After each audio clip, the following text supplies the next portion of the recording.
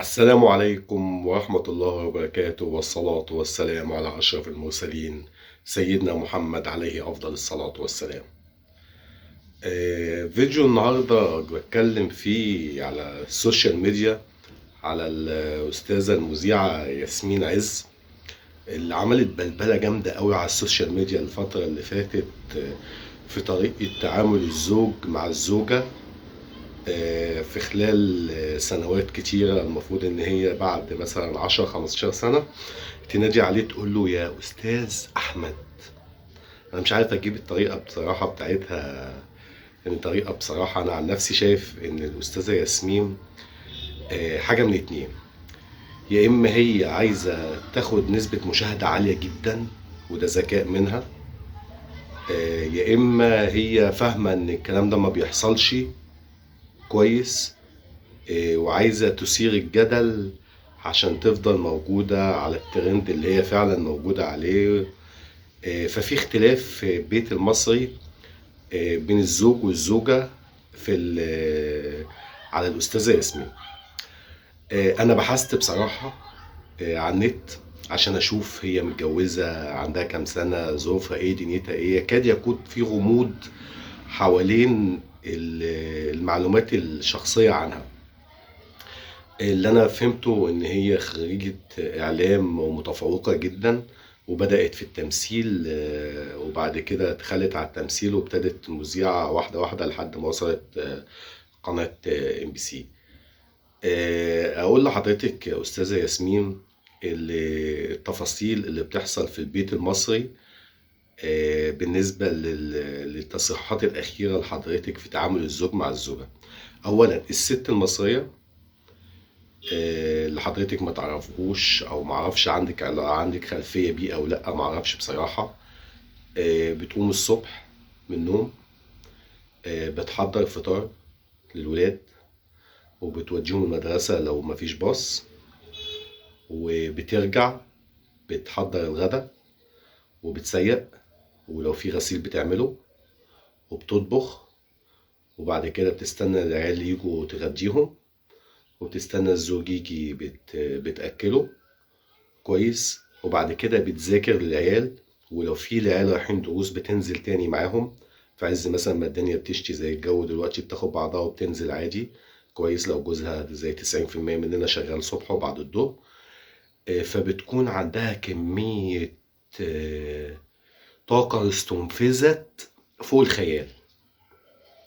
فلما بتصدق يجي مثلا بعد العشاء والساعة 10 ولا 11 وتبتدي العيال تنام، عشان تبتدي تنام عشان تبدأ رحلة مشقة تانية خالص. الست المصرية مش زي حضرتك كده طالعة كيوت كده وحاجة تفتح النفس الحزينة، طالعة من الجاكوزي على الباكوزي على الباكيرة على الماكيرة على مش عارف ايه وكده والكلام ده. دي الست المصرية دي طبيعتها. الراجل المصري عندنا بقى بينزل من صباحية ربنا لحد آخر اليوم عشان خاطر يكفي بيته ويقول يا رب أعرف النهاردة أجيب عشاء للعيال. بكلمك على الطبقة الشعبية اللي أنا واحد منها كويس. فأنتي بتطالبي حضرتك إن الزوج يتعامل بطريقة فيها تفخيم، إن الست لما تشوف جوزها بعد 10 15 سنة وهو مثلا بيفتح الباب وجاي، تبقى قاعدة ومستنية كويس ومنيمة العيال، وتقول له إيه؟ تقول له إيه بقى؟ يا أستاذ أحمد. وأحمد دي فيها تنعيم شتوي، أنا أول مرة أعرف التنعيم الشتوي ده من حضرتك بصراحة. ويا دي تتقال للقريب كويس، دي فهمتها منك. وباشمهندس يا أستاذ ده لقب تفخيم بين قوسين، لازم تفخميه، ما ينفعش تقولي لجوزك أحمد كده على طول. حلو قوي الكلام ده. يعني واحدة تقول لجوزها أستاذ، ده الواحد لما بيشوف واحد في الشارع مثلا وبيتكلم معاه نص ساعة ويقول له عم ارفع الألقاب بقى بلا أستاذ بلا بتاع. فاهمة؟ دي الطبقة الشعبية بتاعتنا كويس. ده وجهة نظر الزوجة بتعمل ايه والزوج بيعمل ايه. رد فعل بقى الزوجة على كلامك بعد ما شافت الفيديو: اللي تقولك دي سهوكة، اللي تقولك ده محن، اللي تقولك طب خليها تتجوز كده وتشوف هتطلع تقول ايه بعد كده كويس، بعد ما خلاص بقى دخلت في مرحلة الأولاد وبتغير الولد البامبرز وبتشطف وبتطلع تجري تلحق النار الأكل على البوتاجاز وتطلع تجري تشوف الغسيل اللي الدنيا شتت عليه تحط عليه المشمع وكم مشكلة كده وكم حاجة كل يوم بتحصل كل يوم بتحصل، فبتخليها دايما إيه، في حالة تربص وحالة دايما بتبقى مشغولة ودايما متوترة ودايما مش عارف ايه، كتر خيرها بأمانة الله. كويس، ده رأي الست المصرية. رأي الراجل بقى بيقول ايه بقى؟ في رجالة جدا معجبين بطريقتك جدا، النعومة والرقة والجمال اللي انت تطلعي بيه وبسكوتية مقرمشة وفي الصعيد قباي عليك يا ولية، قباي عليك يا ولية، تعالي شوفي الحرمة عاملة ازاي، قباي عليكي جبر يلم العفش، تعالي شوفي الحرمة شكلها عاملة ازاي. ده بعض الرجال. كويس. اللي انت برضه بتقولي يا سلام بقى لو واحده تتجوز بقى واحد صعيدي، كفايه ان هو يقول لها تعالي ممكن تتجوزيني، دي بالدنيا وما فيها، كل حته فيها وحش وفيها الحلو. ليه عطينا كده ليه تحسوا ان في افوار قوي في الكلام؟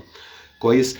انا بقى رايي الشخصي، لو بتساليني عن رايي الشخصي انا في كلامك، آه التعامل بين الراجل والست في البيت لازم يكون في احترام، انا معاكي.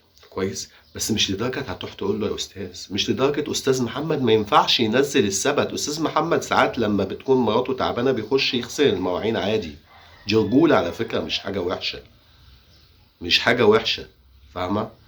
فبقول لسيادتك يعني انا من رايي الشخصي، حضرتك بره البيت الاسري ما عندكيش الإحساس اللي موجود فيه الناس دلوقتي في الوقت الحالي في البيوت عامل إزاي، من غلا وتعب نفسي وإرهاق من شغل لشغل لشغل لشغل. فالكلام اللي انتي بتقوليه ده مش موجود غير في الخيال. هو حلو وجميل وطعمه حلو جدا، أنا عن نفسي معجب بيه، بس في الحقيقة مش موجود. هو في الحقيقة مش موجود. ليه مش موجود؟ لأن ما ينفعش بعد 10 20 سنة تقول له يا أستاذ. والتنعيم الشتوي دي عبارة عن إيه التنعيم الشتوي؟ يعني أحمد دي أنا أول مرة أسمعها منك، أنا اسمي أحمد على فكرة، بس أحمد دي إزاي تتقال تنعيم شتوي يعني؟ إزاي؟ أمال فين بقى يا معدول؟ وفين يا خايب الرجا؟ وفين يا مش عارف إيه؟ كل الكلام ده موجود، كلام مصري ممتاز برضه مش وحش، بيحمس الراجل على فكرة، مش بيزعل. فاهمة سيادتك؟ فانا يعني النهارده كان لقيت الدنيا مقلوبه، بقالك فتره عامله الفيديو ده وكل يوم الناس عماله تسمعه، بتاع التنعيم الشتوي ازاي الست تتعامل مع الراجل وكده، فكنت حابب ان انا اعقب على الموضوع دوت. معلش طولت عليكم يا جماعه، بس فعلا الموضوع كان محتاج مني ان انا اطلع كده ادي نبذه عن القصه دي. هتحطي حضرتك في الموضوع واطلعي اغسلي وسيقي وكده. والراجل المصري اللي بيقارن، معلش انا اسف بس جزء بسيط، الراجل المصري الشرقي اللي بيقارن مراته بالاستاذه ياسمين، لو سيادتك عندك استعداد توديها جاكوزي وباكوزي وماكوزي والحاجات اللي هم بيروحوها دي، وتديها باديكير وماديكير وفاديكير والحاج كير، وتجيب لها خدامة تعمل الأكل والشرب وتنظف للعيال وتغير البامبرز وتطلع تجري على الغسيل وتنشر وتعمل كل حاجة. لو عندي سيادتك الإمكانيات دي وجايب لها الشوفير بيوصلها وبيجيبها عشان ما تتعبش في المواصلات، وعربية أحدث موديل، وجايب لها بحوالي بتاع 200 300 ألف جنيه طقم تغير لك النهاردة وتلبس لك بكرة حاجة غير كده وغير كده وغير كده، يبقى أنت ساعتها سيادتك عندك حق تطلب من مراتك تبقى زي الأستاذة ياسمين كده بسكوتية مقرمشة. كويس، فده اللي حضرتك لو انت عندك الاستعداد ده ومراتك ما عملتش كده يبقى انت عندك حق. ما عندكش استعداد، اوعى اوعى اوعى. فاهم؟ شكرا. السلام عليكم ورحمة الله وبركاته، وحشتوني بجد. السلام عليكم.